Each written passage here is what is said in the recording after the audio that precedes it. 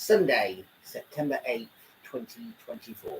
You're watching Ben Shatliff on Sunday, and thank you very much indeed for joining us. We've had a small break during the summer, and there's been a lot of things which have been happening both personally, nationally, and of course around the world. Today's very special edition and return to Ben Shatliff on Sunday is dedicated to our late Queen Elizabeth II, and of course to our King Charles III. Today marks 2 years since the passing of our late Queen Elizabeth II and the accession of King Charles III. And I know that very shortly on the special edition of the BBC Songs of Praise programme, there's going to be a special hymn which has been retuned in memory of our late Queen. I also want to say very special happy golden wedding to my good friends Colette and Steve Pritchard. They celebrated 50 years of marriage yesterday, and also to my cousins Phil and Rachel Shatliff, not quite 50 years, but 34 years. And I also want to make a very special dedication to my late Uncle Colin Shatliff and my late Auntie Judy Stanley, who both passed away on Friday, August the 9th. On our programme today, as well as paying tribute to our late Queen Elizabeth II, we'll also be discussing the latest on what's happening in Ukraine. We'll also be talking about our government as they're now just 2 months into power. And we'll also be telling you about a new programme which is going to be starting on Thursday night, Ben Shatliff Tonight, and previewing next week as we remember the victims of September 11th. Before that though, let's take a look at the news stories which are affecting us on this Sunday, September 8th, 2024. We'll go to the Sky News app first of all, then we'll go to the IT News app first of all, then on to the Sky News app.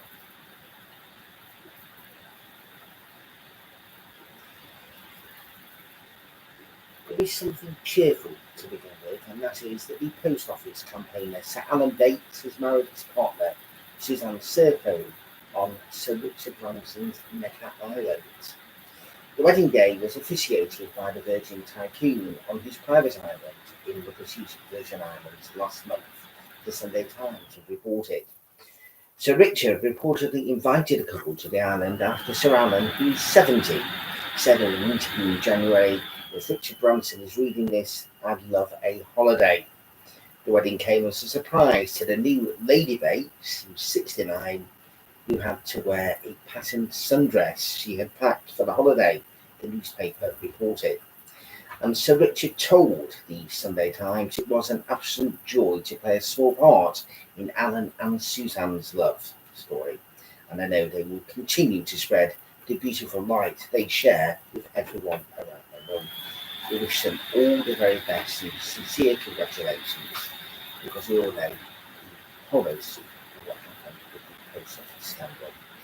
And Ben Shatliff on Sunday will be there to look at all these various different things and to report on them, and to make sure that everybody gets fair justice whenever anybody is being unjustly imprisoned.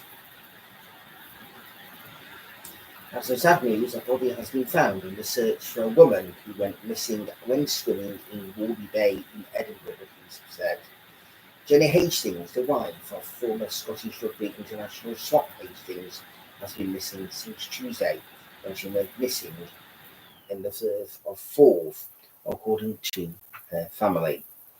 At around 3:20 p.m. on Saturday, the body of a woman was found in the Hound Point area of South Queensbury, the police said.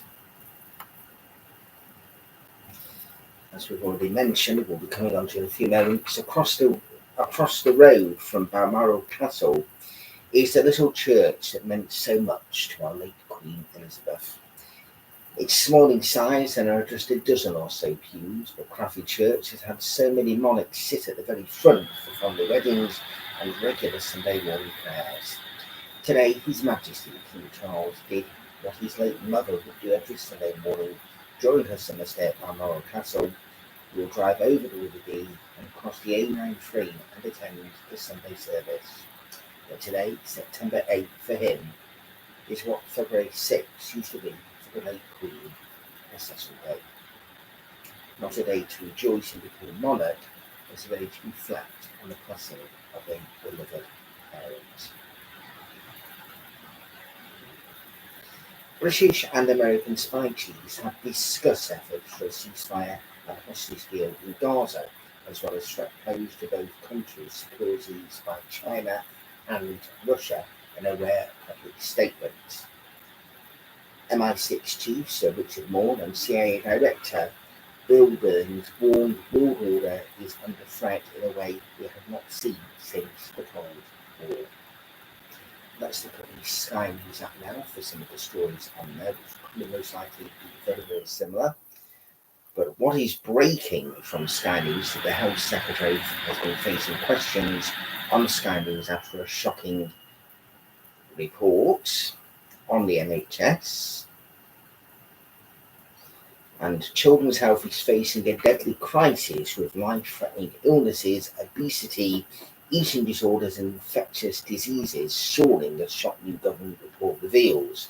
Sir Keir Starmer is blaming the former government, the Conservatives, for a broken NHS and claims the Tories' NHS reforms are unforgivable and hopelessly misconceived. The shocking findings on the deteriorating health of the nation's children are revealed in a study by leading cancer surgeon and former health minister Lord Darzi, who is raising the alarm bells on a series of issues. We'll be discussing the government in just a few moments with today's very special guest.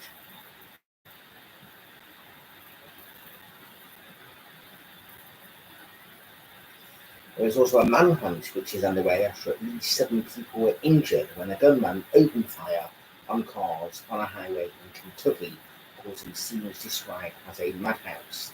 Police said the suspect, who remains at large, should be considered armed and dangerous, and people have been urged to stay in their homes.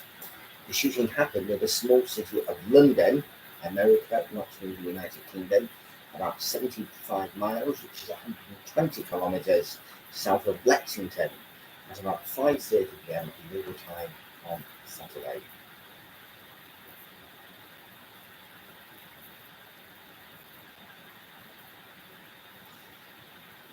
Now, as I've already mentioned when we opened up our programme today, today marks exactly 2 years since the passing of our late Queen, Elizabeth II.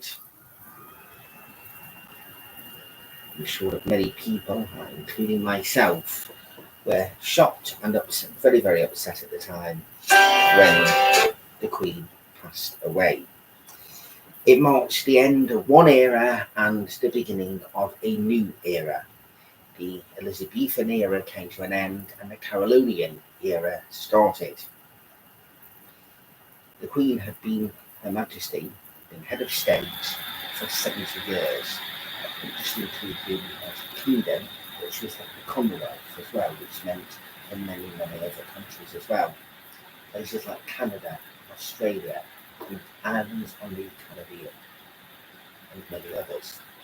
The Commonwealth may have been smaller in some areas now because some have decided to go along the lines of the Republic, but a lot of them are still respecting being part of a royal country, having a head of state, having the sovereignty of a monarch. There were so many things that our late Queen did, it would take a very long time to talk about them here on Ben Shatliff on Sunday. So instead, we're just thinking about some of these things. But we must not forget what our late Queen did, and of course we must celebrate the success of King Charles III. The Queen and Queen Camilla both have wonderful support with the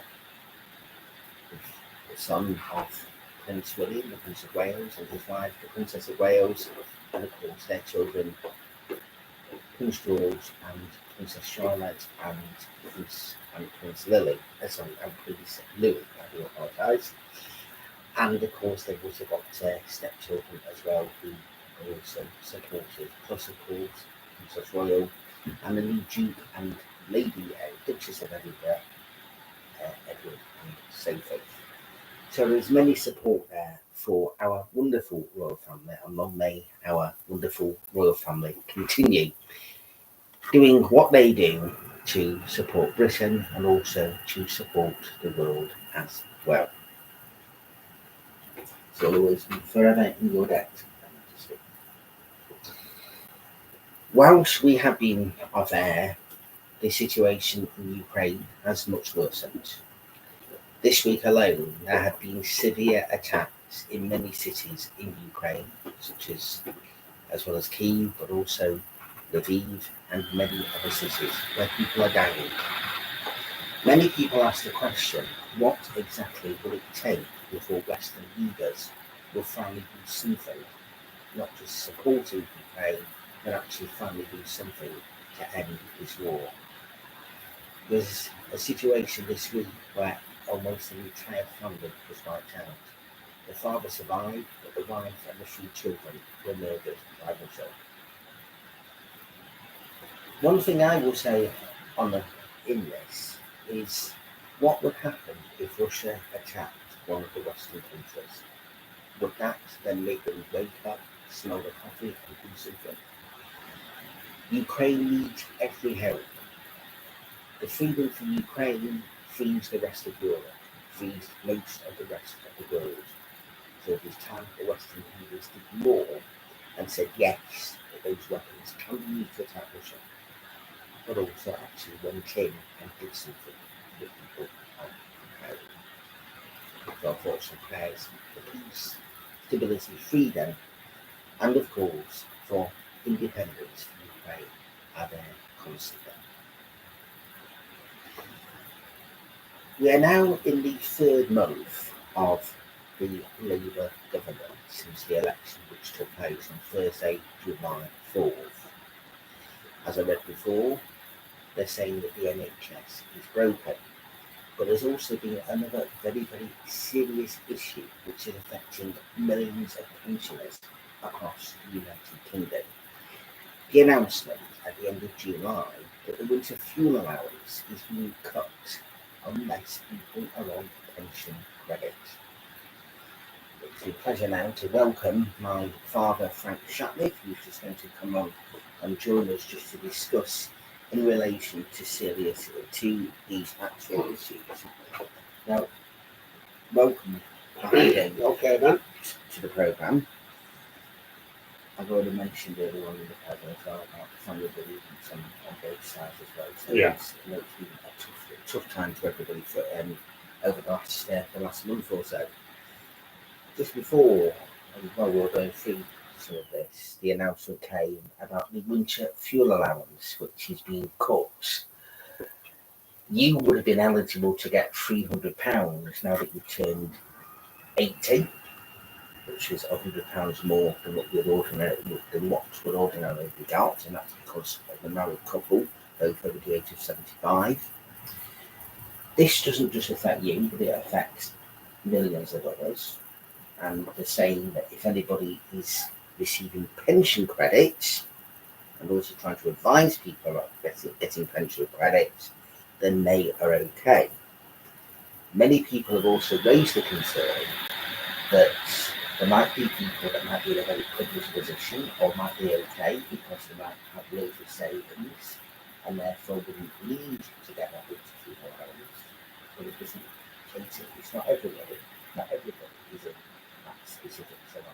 So what are your own personal thoughts? We discussed this week somebody on pensions. What's your personal thoughts? Well, I suspect the majority of people are not wealthy people, right? Probably minority don't need it, which is fair enough. But people on pension credit, not all pensioners are on pension credit, whatever that is. I just have a national, pension. Well, I paid when I left school at 15 years of age, which is 45 years ago. My first wage packet had stoppages in it, small ones, but stoppages. Ever since then, I've been paying into a system right until I retired at 65. Now, part of that was my pension. Part of that was for the NHS, right? So people like me, people who were born and bred in this country and have worked all their lives, are paid right through the system, right? So all as we're doing is getting what money we paid into. It's basically our money. Let's also just stipulating something there. It's not all people that are born and bred in the United Kingdom that pay into the system. A lot of people that come over and work hard and do very different things, and people that have to come over due to horrible situations like what's happening in Ukraine, they also pay into the system as well. Well, I don't know whether they qualify for pension. I've no idea. I'm only giving you my experience. Yeah, no, but I'm just mentioning about the fact because, of course, also whilst we've been off there as well, there's been some terrible situations that's gone on where people on a very far right have been doing things, and it's not a situation where everybody is. Yeah, we're going off the subject. Yeah, no, I know. Yeah, no, I know we're going off the subject. But I just want to just to stipulate something.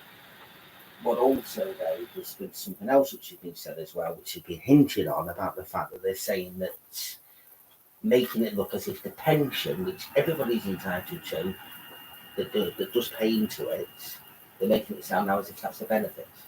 It's not a benefit. I know it's not a benefit. You know it's not a benefit. Unless people get mixed up with this new thing about pension credit, I have no idea. That is probably a benefit. I have no idea. But what I get as my pension, that is not a benefit. It's what I've paid in, right? So we need to clear that up. In terms of winter fuel allowance, yeah, people are probably right. There's lots of people who, you probably don't need it. But having said that, I would suggest the majority of people do need it, right? So let's look at the £300 for those who qualify. Winter, let's not bring in Christmas, right? So that £300, what the genuine people, pensioners, get for the winter fuel allowance, eases up other bits of money that they might have. And one of the best things what people, grannies and granddads like to do is make sure they've got a nice present for the grandkids. Those are lucky enough to have grandkids. So that £300 rolls about. So it's all good. You get a nice trip to the train. There's nothing better than giving your grandkids a Christmas present from your grandparents. Nice gift. That might adjust because of this, right? You could have a situation where you have to knock on things with, I hope it never happens where grandparents can't afford to get a little bit of a present with grandkids. So some people may know that I help a children's charity around Christmas, and I suspect that because of this, those charities might be more, let's say, busy. Do you understand? And we'll come on to discussing in relation to Wood Street Mission about the 1 week tour deal in a few weeks, but also closer to the time. Yeah, but it's all other children's charity. Yeah, I do understand that, and I'm just also clarifying certain things as well. So far, within the last 2 months, and it's the third month, but it's only just over 2 months, since the new government came into power, I would accuse to be critical here, but people say about free speech and their own various different things, but there's been the winter fuel allowance, energy prices once again have shot up. Some might say that's not the government's fault, it's supposed to be seen to incorporate this is energy, which is supposed to be fully deployed at some stage. And the mind's going blank here because there's other stuff as well, which has been going. Well, let's just pick on that what you said again. The government obviously, Rachel Reeves has decided in their wisdom to look at the pension, winter fuel allowance and stop it, right? 2 weeks later, the energy companies put the price up 9%. So where's this all working together bit whereby, how does it work? One hand is saying one thing, and the other hand hasn't got a clue what's going on. So, and the thing also, it was interesting yesterday, the Prime Minister was on, he said it yesterday, and he said it probably last week or something. there's other benefits coming in. Right? Is trying to make sure the triple lock system is kept in place. That was a But promise. it's key. It's on the television yesterday while I was in Ireland. They were saying that there are other benefits coming in for pensioners, whereby the £300 they're going to lose on the winter fuel allowance will be offset by the new things that are coming in. What exactly these are, I don't know. But he mentioned it would be worth £400. Yeah, and I've heard there's something that could be going up to 4. So if that is the case, they need to make it more clear. And certainly she does. Is that going to be £400 over the space of a year, or it would be I'm wonderful if it would be £400 a week? No. Basically, the way I understand it, there's new things coming in. How's it going to do it? I've not got a clue. But it will offset the money pensioners will lose with the fuel allowance. So in other words, if what he's saying is correct, pensioners are going to benefit by £100. Well, if that is the case, well, that's good. They need to make it more clear and make sure that, Rachel Reeves gets the message out. The budget or autumn statement, which is in effect a budget, we always call it an autumn statement, but it is a budget. It's going to be taking place on Wednesday, Wednesday, October 30th, which is the day before Halloween. It's also just under a week before the US elections. No doubt other stuff will be leaked or known on before that, and we will be having a special programme on the Thursday evening anyway. But the fact is, though, there are various different things as well. What is your overall impression so far from the previous government to this new government within the space of these first 2 months? Well, he's not messing about, is he? Obviously, because we've seen him take the grip of 9 MPs. Yeah, they were like, and there's another couple of those that he might consider getting a profile MPs.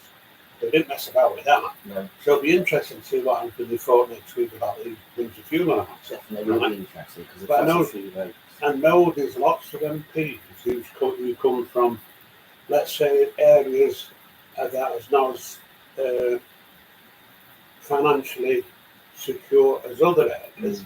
They will be looking to make sure he keeps the winter fuel allowance. But if he can get it across that, pensioners are not going to lose out over this 12-month period with its £400 what he's talking. I think that will just ease the burden.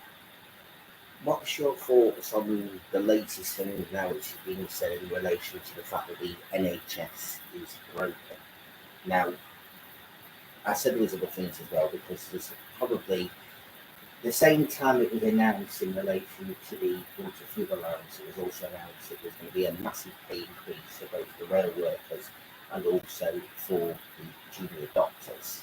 And some people said it's actually compensating, mentioning areas of people want to be able to get to work, people want to be able to go to hospital. Which is something I would also say, just in relation to one of those things there, is if something's being taken in terms of fuel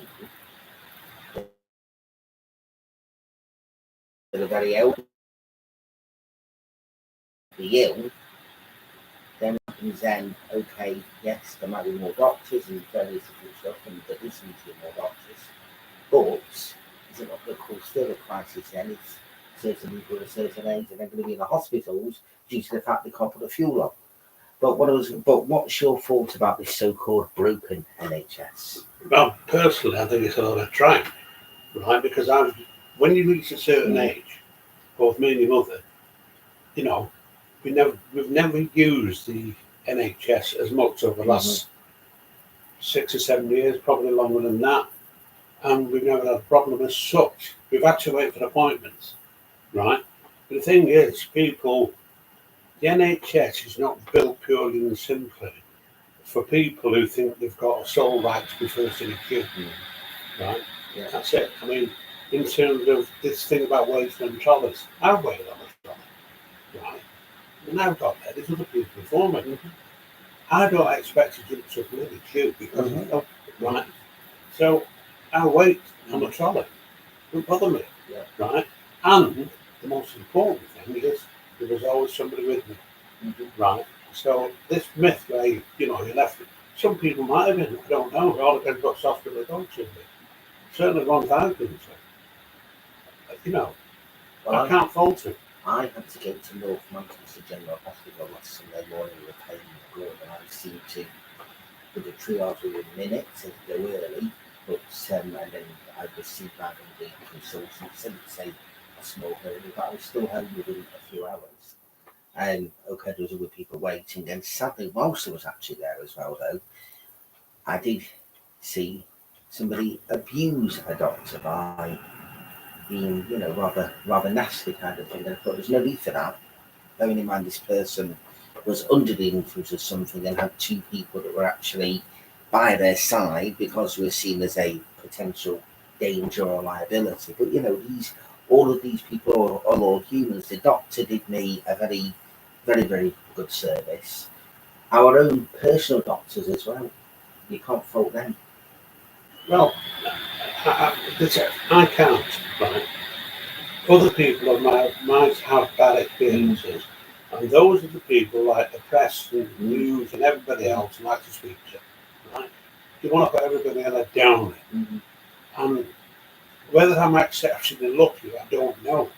I honestly don't know. But I can't fault NHS, right? Doctors, our personal surgery. I can't fault them. I can't fault the nurses in the surgery. Those that take bloods and everything else. Absolutely brilliant.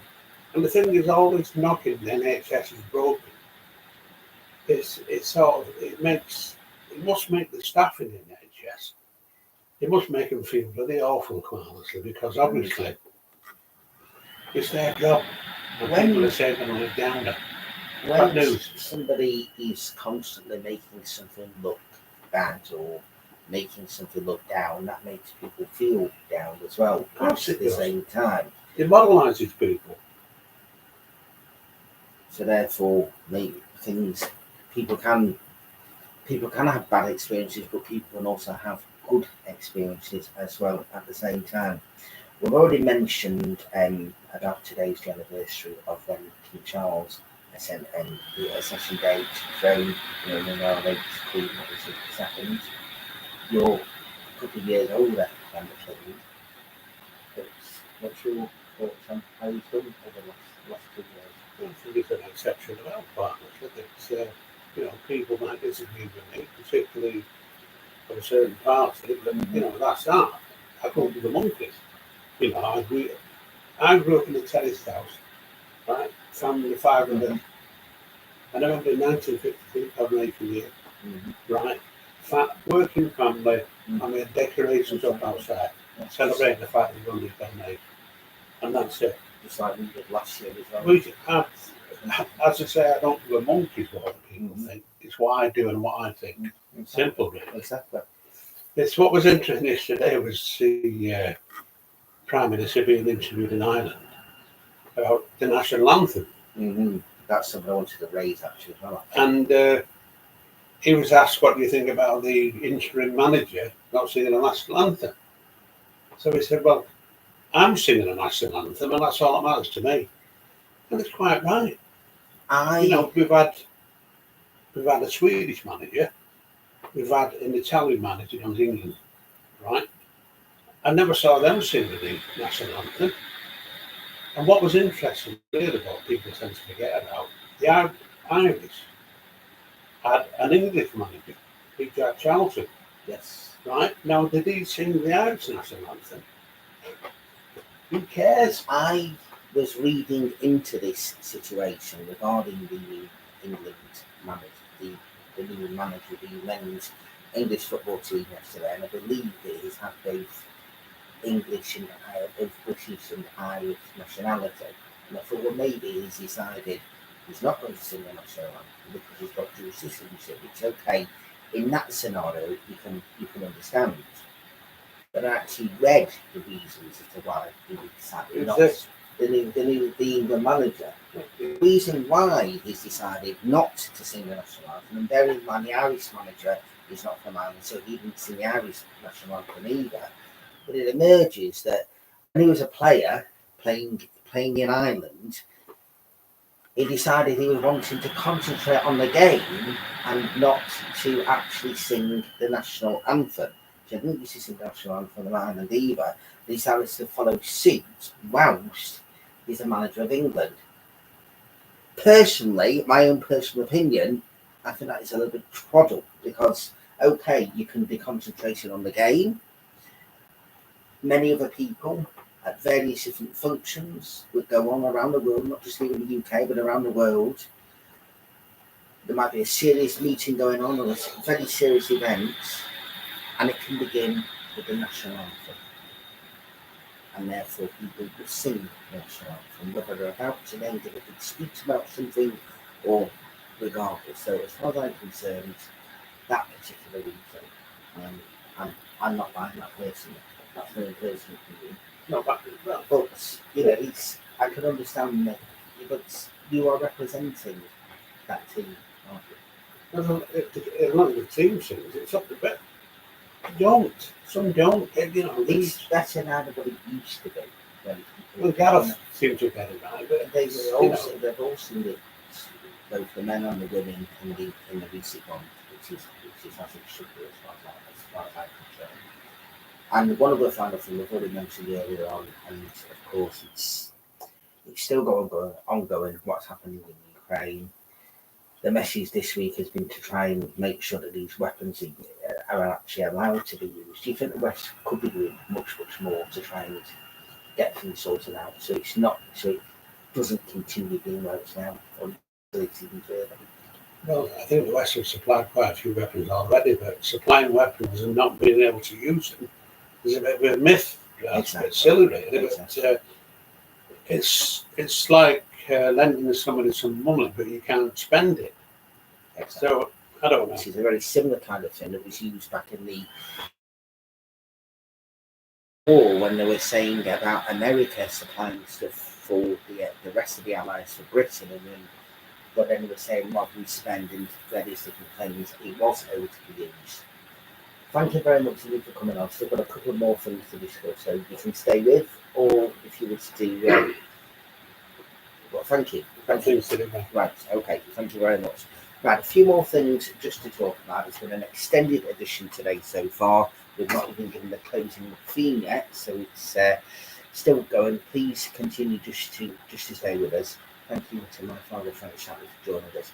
Right, just to mention something else as well. I've already mentioned about anniversaries. I've already mentioned about what today's meaning, and I've also paid tribute to Colin and TV as well. On Thursday evening, I'm going to be trying, following the success during the general election campaign of Ben Shatliff tonight, I'm going to be doing the brand Thursday evening programme called Ben Shatliff Tonight. It will be on a Thursday evening from 7:30 onwards. What I would like is a little bit more audience participation in relation to this, because what we're going to do is we're going to look at the answers questions from the day before.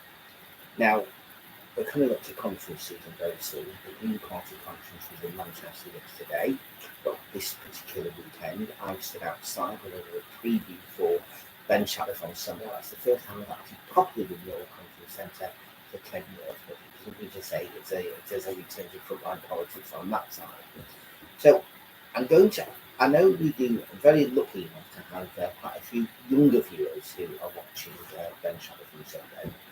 So, as some of you, I know you're friends of my nephews, as some of you are now at the stage of secondary school, so well done to Josh and Jack and all the others who started secondary school this week, plus many others, and all those who started school for the first time. I'm going to set a little challenge for you all.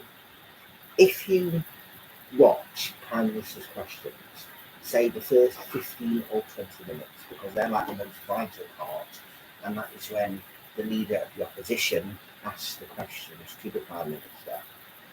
I want to know what your thoughts are, and also how you think the Prime Minister has fared. You can even say how you think the leader of the opposition fared asking the questions. The roles have been reversed because until the election, Rishi Sunak was Prime Minister, he's now leader of the opposition. Sir Keir Starmer was leader of the opposition, he's now Prime Minister, although he does forget twice he's referred to Rishi Sunak as Prime Minister. Is he still thinking that he should be Prime Minister? No, that's for them to talk about. So that is what we're going to be doing on Thursday evenings for the next few weeks. Next week on Ben Shatliff on Sunday, which is on Sunday, September 15th, mum and dad will be celebrating their 51st wedding anniversary, but we'll also be remembering the victims of September the 11th, which is now 23 years ago. Thank you all for very kindly watching, persevering and listening to a whole variety of various different things. There's so much to discuss on the programme now. We're doing a new weeknight show as well. Thank you all for joining. We've not had a new look. We've altered a few graphics and stuff over the weeks. But thank you very much indeed for watching. Please continue watching. I will try my best to stay with you Sunday as well. Sometimes different things can interject. But stay with us and we will bring you Ben Shatliff on Sunday, every Sunday, as long as we are able to do so. I'm not saying we're going to do this for over 30 years, but then again, you never know. But we've been doing it now for 3 years of Ben Shatliff on Sunday. Not every Sunday, but certainly a nice amount of Sundays. We'll leave you as always with and holy is your name.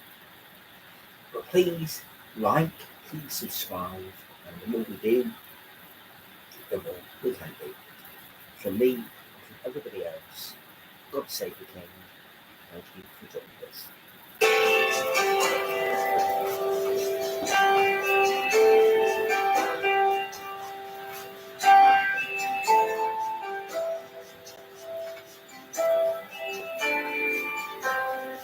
My soul is filled with joy as I sing to God my Savior. You have looked upon your servant. You have visited your people, and holy is your name. Through all generations, everlasting is your mercy to the people you have chosen, and holy is your name.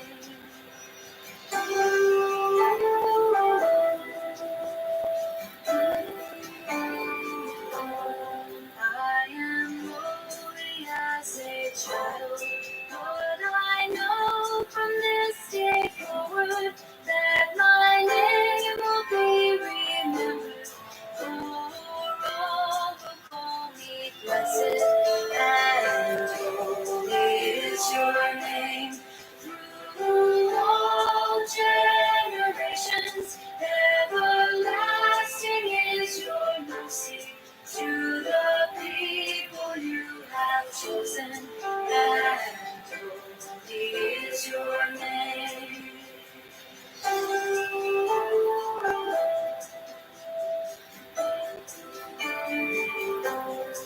I proclaim the power of God. You do marvels for your servants, though you scatter the proud-hearted and destroy the might of princes. And holy is your name. Through all generations, everlasting is your mercy to the people you have chosen, and holy is your name.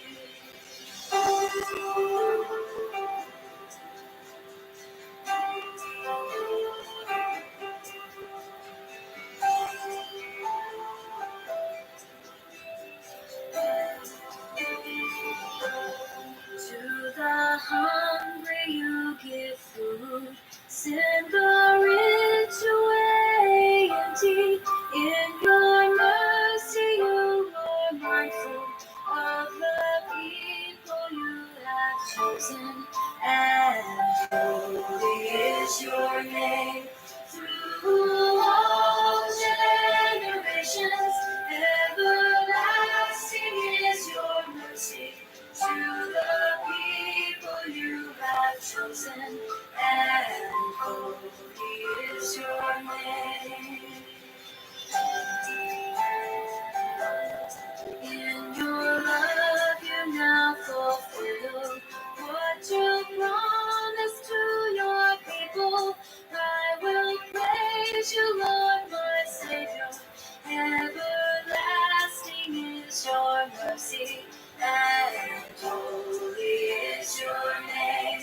Through all generations, everlasting is your mercy to the people you have chosen, and holy is your name.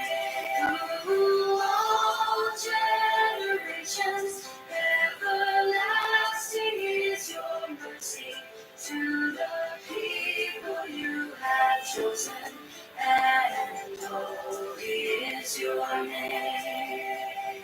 Holy is your